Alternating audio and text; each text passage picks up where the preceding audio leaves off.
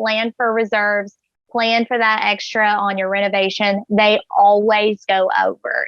I have only done one project where it has came in at, at the budget. So they always go over somehow, some way. So always a lot for that in your numbers. Welcome to the How to Scale Commercial Real Estate Show. Whether you are an active or passive investor, we'll teach you how to scale your real estate investing business into something big. Lauryn Meadows is an active real estate investor in small multifamily and single-family homes. She has scaled her portfolio to 15 doors utilizing the BRRRR strategy and is also a licensed realtor in the state of Ohio and flips houses in Southern Ohio and Northeastern Kentucky. Lauryn, welcome to the show. Hi, thank you so much for having me. The pleasure's mine. The same questions I ask everybody who comes on the show is, where'd you start? Where are you now? And quickly, how did you get there? Yeah, so we started with our first rental or our first flip, well, a house we bought for $2,500 in Southern Ohio. Yeah, you can't do that anymore.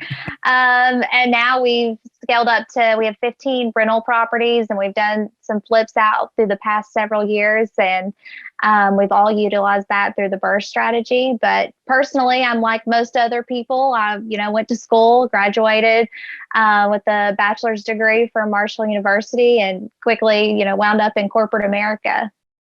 Wow. Now that's what was the transition from corporate America to full-time real estate? So I am still in corporate America, but my husband got to transition out of his W-2 job in 2018. So. Oh, that's fun. That's fun. Yeah. Have you guys built, I know your bio here says you have some small multifamily as well as single family homes. Have you guys built this incrementally, one project at a time, or was there ever a point where all of a sudden you're like, oh, hey, we're taking out a bunch of these at once? So the first rental properties we actually purchased was a mixed portfolio of 8 different units. So got it. We just dove in there with that one. That's awesome. Talk to us about that experience or that process, and what were some of the things that you learned maybe that you did right and maybe that you would want to do a little bit differently? Yeah, so with that particular deal, we were completely new to the rental, but we knew we wanted to get into the buy and hold. And we had a family friend that owned these 8 doors. It was some duplexes, single families, that type of thing. And we said, hey, you wanted $250,000 for these 8 doors. And we were like, well, we don't have $50,000 to put down, Right. Would you own or finance it? And he did. So that was our first go at creative financing. And we knew that they all needed substantial work done to them. Basically, we had $80,000 of cash in reserves. And we were like, okay, we just got to make $80,000 work to spread across all of these properties, right? And what we found, and what our strategy and part of our philosophy is, go in, do all of the work up front. That way you have a good turnkey product, good for your tenants. And it makes the community look better too. So that 80 grand did not, extrapolate through all of those rehabs is what we quickly found out. Right. Yeah. I mean, not only if you, especially if these are either single family homes and or small multis, that's 10 grand a unit. That's not going very far. It did not go far at all. So we found ourselves where we basically needed to raise another $50,000. And at first because we have a small circle here, we hadn't really branched out into the private money or anything like that. And we used a mix of credit cards, and then we finally did find a private investor that would come on and basically give us an unsecured loan, which is, it was a family and friend. So somebody that trusted us, of course. Sure. And so we were able to do that, and then we refinanced it after 13 months. So we finished all those rehabs and repositioned them, got all the tenants out that, in that process, that were inherited tenants that either weren't paying or whatever the case may be, because they were bad. They were some bad properties. So yeah, we repositioned that, refinanced it, paid off all of the debts, the private money and the owner financed, and we hold that today. Wow, that's awesome. So you said your husband was able to step out in 2018. Is that right? Yeah, yeah. So Right. he was in the ironworkers. He did that for I think 12 years before that. Wow. And so yeah, so he got to step out in 2018. Now he focuses mostly on the renovation side and manages crews and things like that. Right, right. What was the freedom number? Maybe not necessarily the actual number, but what was the number of units at which you said, hey, look, this is enough for us to where you don't have to go back to that W-2 job. Yeah, well, I think we definitely did it with the 8 units plus with my W-2 income. So it certainly allowed him that flexibility. So what we found was between having two under two, both of us working full time, and trying to scale our real rental portfolio, it was just not manageable. So Right, right. That's awesome. Talk to us maybe, about the second phase of this. So you picked up 8 on the front end, which finding 8 properties that somebody wants to own or finance. Yeah, it sounds like they need a lot of work, but still, I mean, that's a mhm. pretty good go in the beginning. What was the next 7? And then where do you want to go from here? So we, did a duplex in there. That one was pretty easy. We just used our own capital, bird it. It was nobody was living in it at the time or anything, so it was a quick, easy renovation, get tenants placed, refinance, and then we did a 5 unit. It was actually a 4 unit and a single family house, and that's one that we repositioned this past year. And it was a little bit more creative. We knew an individual that had a insurance claim, essentially, that where they had a property that had burnt down. They needed to purchase a property in order to get those funds from the claim for their, it's a whole thing. I'm sure that there was other ways to go about it. This is what their policy and the insurance agent was telling them. So they partnered with us on purchasing these. And then it was kind of like a construction type of loan for them, or a phase out in order to get those funds. And so we utilized that, and then we gave them a return on that investment as well as some of our personal capital we used for that. Oh, that's fascinating. That's fascinating. What's it been like on the learning the tenant side of this business? Whatever part of that you want to, when I say the word tenant, what comes to mind and what lessons have you learned? Screening. It all comes down to screening. So I've not had to evict any of my tenants that I personally have placed. So I think it just comes down to that. If you get inherited tenants, you didn't get to screen those tenants. And a lot of times, if you're purchasing the ones that are value add, sometimes you will get some, those inherited tenants might be a little bit more difficult to deal with, or they might have economic vacancy in those units where they're actually not paying. So I think it's just important to figure out where that tenant is in their place, and we've utilized cash for keys a lot whenever it's not working out for either side, and that's been very effective. So That's fantastic. How active are you on the side of being a licensed realtor? So basically, what I use my license for is I'll list our flips, or if we get an off-market deal that comes in and it's not something that we can tackle or doesn't really align with the seller's interests, as maybe they need more than what we're able to give for it, at that point I'll list it on the MLS for them. Right. And what's that like? What's that conversation like as a realtor when you guys go to make an offer on a property and you say, hey, look, I can't buy it? Because a lot of times people want out pretty quick, I would imagine, in that situation. How does that conversation transition from, well, I can't buy it, but I can list it for you? So I'm just honest. It's really, if you come from a point of authenticity to people, I think that everybody will understand you, and I'll say, I have a lot more expenses with this, the renovation, the holding costs, it's really going to add up. I'm not going to be able to purchase it for what you're needing out of it. I would have to be more at like this number. And if the numbers are just too far, there's just no way. And I'll be honest. I'll say, you can probably get more out of it. I've said this on more than one deal. You can probably get more out of it if you sell it to somebody else than me, because I'm going to go in and I'm going to do everything to this property. I'm going to make sure if I go to resell it, it's going to pass all of the inspections. It's going to be ready for an FHA or VA type of loan, because that's what we see a lot in our market. So I'm very upfront with them. The duplex that I talked about earlier that we purchased, that was another conversation. I said, you can probably, get more out of this from somebody else. And they were like, no, we love what you do. We know that you guys do great work. You really bring the community back when you do this. So we want you all to buy it. So I think it's being honest with them. And then, I'll say, hey, I can't buy it for this, but certainly I'll list it for you on the MLS. I'm a licensed agent, which I'm required to disclose to them, anytime that I'm talking to a potential seller. So they know that I'm a realtor already. Right. Now that's interesting. And I guess the next question I would have for the properties that you guys do acquire, why do you flip versus just turning everything into long-term holds?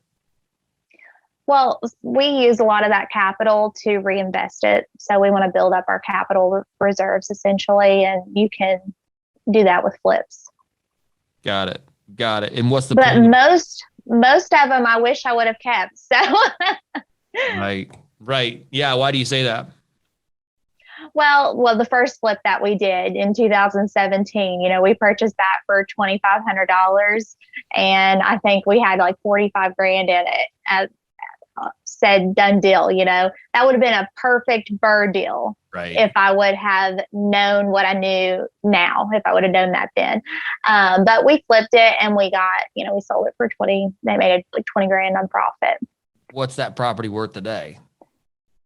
We just thought it would probably go for 90 to 100,000.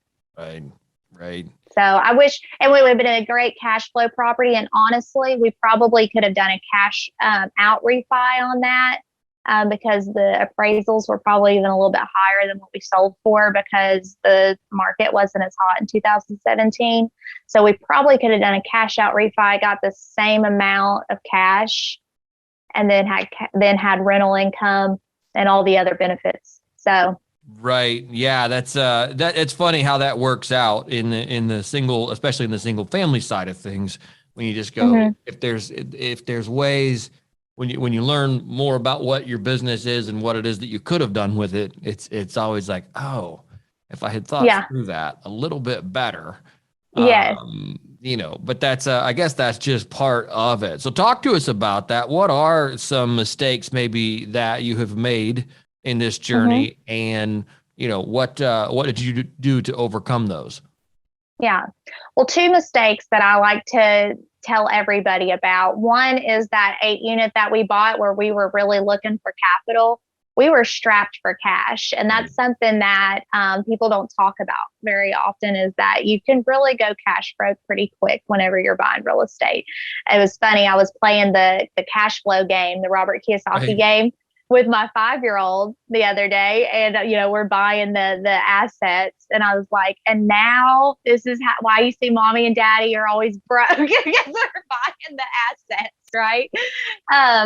But in that situation, we used a lot of our own capital, and it got a little tight there at the end, and so that was something I tell everybody. It's actually safer if you utilize private money or you go in with partnerships, because you're not going to be strapped for cash. And like one bad thing that could have went wrong could have really put us in a pickle. So lots of reserves and plan for extra on your rehabs. And that's true in any real estate. I mean, that's true whether or not you're doing a $200,000 flip or you're doing a $100 million apartment complex. Many, and it's amazing. You would think that the bigger players or the bigger outfits and the more minds there are inside of those outfits, people would have said, hey, wait, we're going to need CapEx reserves of X plus 20%. And that lesson has bitten more people, even on the large commercial side of things. Well, it's easy to say just to try to get the numbers to work, for you in your life. You really want to tackle the deal and do that. But, how the 8-plex, how I could have done it differently, because the purchase price was good. I probably couldn't have got that down much more. Right. I could have planned more for the rehab, and I could have had a better plan in place for the money part of it. Got it. Yeah, that's really interesting. And so you guys were able, though, in that deal, in the end, you were able to get private money on it. And that's, I mean, you learned the lesson, but it didn't bite you entirely. No, it didn't, but it was uncomfortable enough to be like, I want to not use my own money anymore. I don't want to use my own money anymore. I want to use private money. Right. And that's tough, especially if you have capital sitting in a bank account doing nothing. You're like, absolutely. Wait, it's, it's tough not to just dig in there and use all that, but you never know when that dry powder will be exactly what you need to weather the storm, whatever that storm is. So absolutely. Yeah. And you might need that liquidity for another deal just to bridge you until you're able to get financing on another deal. So it's good to stay liquid as much as you can, in my opinion. Right. Talk to me about the future. What do you guys want to build your company into, and why? So we want to obviously scale into larger assets. The 5 units that I talked to you guys about. What happened with that one? It was a BRRRR property, and the ARV came in under what we had expected, and we went over what we had anticipated on the rehab yet again. But we were in a new municipality. We didn't know about all the zoning and all the different code enforcement, and we didn't do our due diligence there. So we went a little over on our renovation. Plus, the ARV didn't come out quite like we had hoped for. And one thing that in our market specifically is that the dollar per square foot is much less on a small multifamily than what it is for a single family house. Okay. So it's very difficult to rehab this, because we know that the cost per square foot is probably to rehab is similar to a single family house, if not in some ways potentially more if you're having to go through commercial zoning and those types of things. So what we found was that those small multifamilies is going to be really difficult to continue to BRRRR them and do our renovations, which is nothing spectacular compared to other markets, but we're just bringing a good product to people in our area. So now we're looking at more of those commercial assets, those 5+ units that are going to be, the value is going to be looked at more for the net operating income rather than just comps. Right. Yeah. And that's a challenge that many people have run into, singles to, quadplexes, is that they are valued on comps, not on NOI, which is, that's just challenging. Like as you lose control. Yeah. Yeah. That's a great way to put it. It. Yeah. I love that. So moving forward, you guys are going 5+. Yeah. And, ideally we'd like to be even more than that, like a 10+. We're really looking in that, 15, 20, 30 unit range in our market. And we're starting to explore some other markets. So we'll see where that takes us. Right.